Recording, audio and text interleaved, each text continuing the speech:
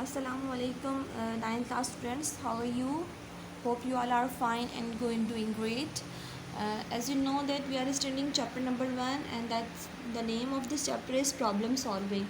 In last lesson we have learned about the algorithm and discussed some examples of algorithm.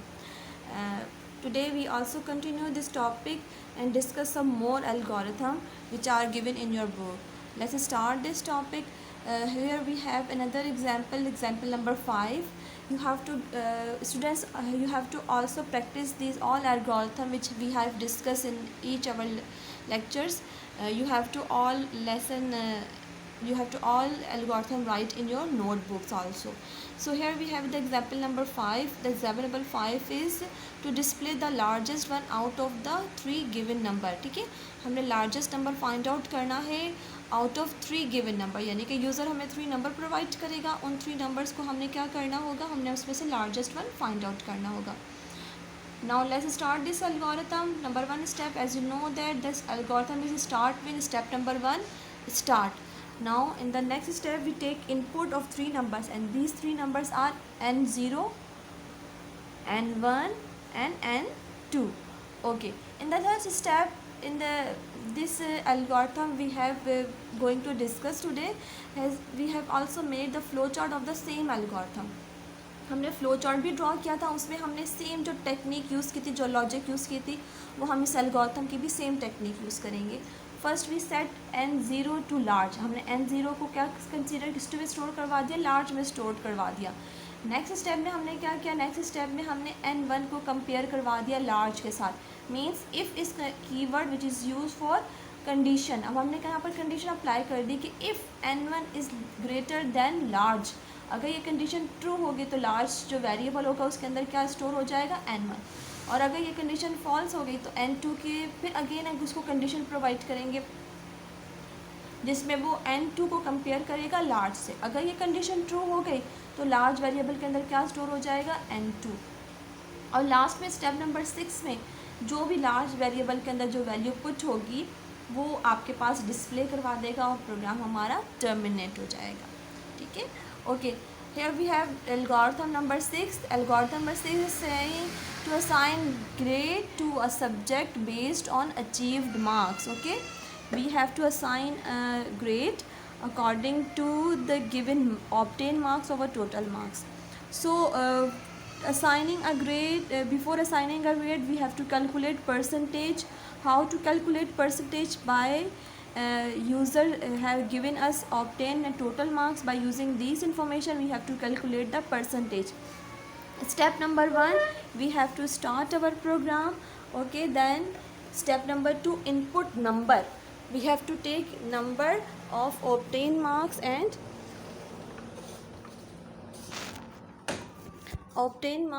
total marks.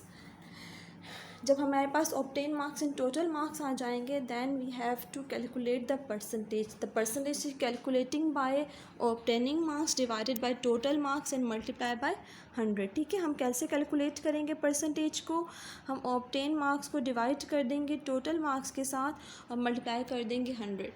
In such a way we have percentage. इस तरह हमारे पास क्या आ जाएगी, percentage आ जाएगी.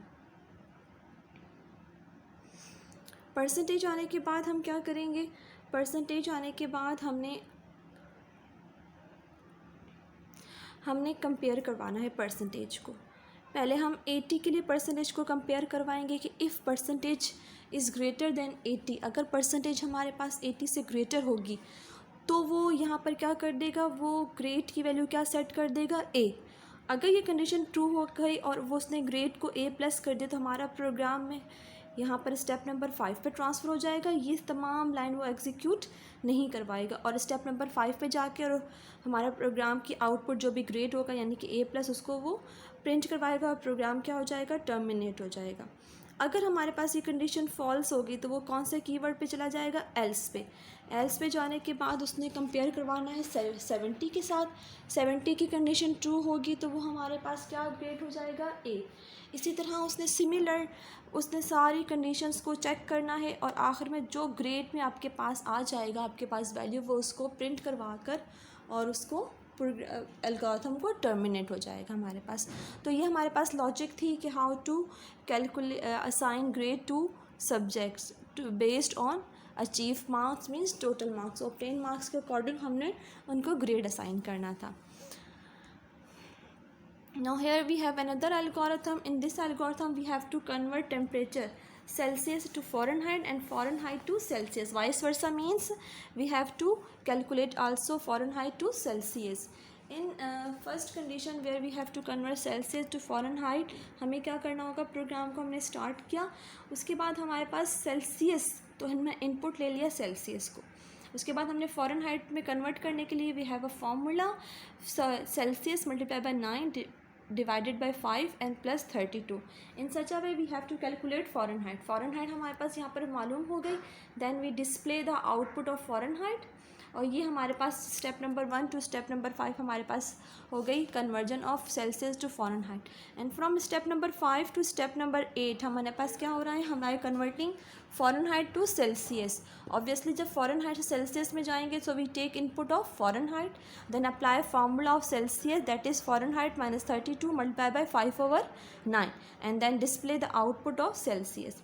हम इन दोनों का सेपरेट एल्गोरिथम भी बना सकते हैं और कंबाइन, यानी कि पहले 4 स्टेप में हमने सेल्सियस फ़ारेनहाइट को कैलकुलेट कर दिया, नेक्स्ट में हमने सेल्सियस को कैलकुलेट कर दिया. So that's a example, another example of the algorithm. हमने कल भी जो एल्गोरिथम डिस्कस किए थे और आज भी हमने जो किए हैं, these are all given in your books. ठीक है, ये सारी आपके बुक्स में एग्जांपल गिवन है. You have to practice all of these. ठीक है, और आपने इसको अपनी नोटबुक पर प्रैक्टिस करनी है. ठीक है. So here we have a difference between algorithm and flow chart. Algorithm and flow chart में बहुत ही माइन्यूट सा डिफरेंट होता है, बल्कि बिल्कुल सेम, तकरीबन सेम होते हैं. Some programmer use the technique of flowchart and some of using algorithm and someone using also follow flowchart and algorithm, दोनों को यूज़ कर रहे होते हैं. अगर हम इनके डिफरेंस की बात करें तो इनका डिफरेंस जस्ट लाइक हम अगर कहें कि what is the difference between short stories and long stories and what are the difference between story and the movie. So ये इनके दरमियान डिफरेंस है. First we discuss about the flow chart. What are the flow chart and what are the algorithm. Here we have some what are the flow chart, the definition of flow chart, it is a graphically or pictorial representation. What is a flow chart is graphically or pictorial representation of your problem. ठीक है, जब हम अपनी problem, जो given problem होगी उसको हम graphically format में या पिक्चर की फॉर्म में, सिंबल्स की फॉर्मेट में हम उसको शो करेंगे, that is known as flow chart. And what is the algorithm. Algorithm is step by step procedure. ठीक है, ये step by step finite list of steps होती हैं, तो उनके अकॉर्डिंग हमने एल्गोरिथम बनाना होता है प्रॉब्लम, गिवन प्रॉब्लम के अकॉर्डिंग. और ये फाइनाइट लिस्ट ऑफ स्टेप्स होती हैं which are written in natural language. जो भी किसी की नेचुरल लैंग्वेज होती है वो उसमें एल्गोरिथम को डिज़ाइन करता है. Here we have flow chart. Advantages of flow chart. First we discuss about the advantages of flow chart. Number 1 advantage of flow chart is easy to draw. Next one, it is easy to understand of problem solving. Third one is easy to identify error. ठीक है, इसमें अगर error होगा हमारा flow chart में, तो जब हम उसको टेस्टिंग कर रहे होंगे तो हमें फ़ौरन से आइडेंटिफाई हो जाएगा कि what is the problem, where is the error. Next one है easy to observe from one step to the other. ठीक है, क्यों ईजी होता है, क्योंकि फ्लो चार्ट की फॉर्मेट में होता है, सिंबल की फॉर्म में होता है, तो हमें ईजीली पता चल जाता है कि what is the problem going on over here. So these are the advantages. We have 2 disadvantages of drawing flow chart. More time is required to draw flow chart. अगर हमें कोई प्रॉब्लम आ गई या कहीं पर हमें अपनी फ्लो चार्ट में कहीं पर चेंज आ गया, सो it is very much time taking. ठीक है ना, बहुत ज़्यादा एरर आ गया, रिमूव करना है, सो हमें क्या करना पड़ेगा, फ्लो चार्ट को टाइम बहुत ज़्यादा लग जाता है ड्रॉ करने में. ठीक है, so it is very much difficult at time requiring. ठीक है, कॉम्प्लेक्स प्रॉब्लम के लिए भी बहुत ज़्यादा डिफ़िकल्ट हो जाता है. उसके बाद next one is a modify a flow chart is not very easy every time. अब हमारे पास कहीं पर प्रोग्राम में कहीं चेंजिंग आ गई, मॉडिफाई मीन्स उसमें कोई चेंजिंग आ गई, उसको हम अपग्रेड करना चाहते हैं, सो it is also very time taking. हमें पूरा फ्लो चार्ट दोबारा से रीड्रॉ करना होगा, कहीं पर हम एक स्टेटमेंट को हम चेंज नहीं कर सकते। तो अगर कहीं पर भी अल्ट्रेशन आएगी, मॉडिफिकेशन आएगी, तो हमें पूरा फ्लो चार्ट दोबारा से रीड्रॉ करना पड़ेगा। Here we have some advantages and disadvantages of flow chart, and here we have algorithm. Let's discuss the advantages of algorithm. It is easy to write. Okay. Next one, techniques of write an algorithm easy to understand. Why it is easy to understand? Because it is in our natural language. Next is the to solve a large program algorithm are helpful because हम उसमें क्या करते हैं, उसको हम सब problem में distribute कर लेते हैं। तो एक लार्ज प्रॉब्लम को बाय यूजिंग एल्गोरिथम हम इजीली सॉल्व कर सकते हैं। डिसएडवांटेजेस, मॉडिफाइंग और of any algorithm is not very easy every time. ठीक है, same showing the few flow from one step to another step is not easy. इसमें flow नहीं हमें पता चलता, फ्लो चार्ट में हमें फ़्लो पता चल रहा होता है कि where we have to go now. Okay, and then usages of go to makes it difficult. ठीक है, गो टू हमारे पास एक स्टेटमेंट होती है। गो टू में हम क्या करते हैं, मैंने आपको लास्ट लेक्चर में बताया था कि हम गो टू यूज़ करते हैं टू स्किपिंग वन और मोर स्टेप्स। ठीक है, हम जब एल्गोरिथम वैसे तो हम फ्लो में कर रहे होते हैं कि हम स्टेप बाय स्टेप उसको रीड कर रहे होते हैं, बट जब हम गो टू करते हैं to skip more then steps, यानी कि वन और मोर स्टेप्स को जब स्किप करना होता है तो हम यूजिंग गो टू। सो ये हमारे पास एडवांटेजेस एंड डिसएडवांटेजेस होते हैं। You have to learn the definition of flow chart and algorithm and also advantages and disadvantages of flow chart. इंशाल्लाह with the next lesson we will continue this chapter. Till that, fi amanillahi, assalamu alaikum wa rahmatullahi wa barakatuh.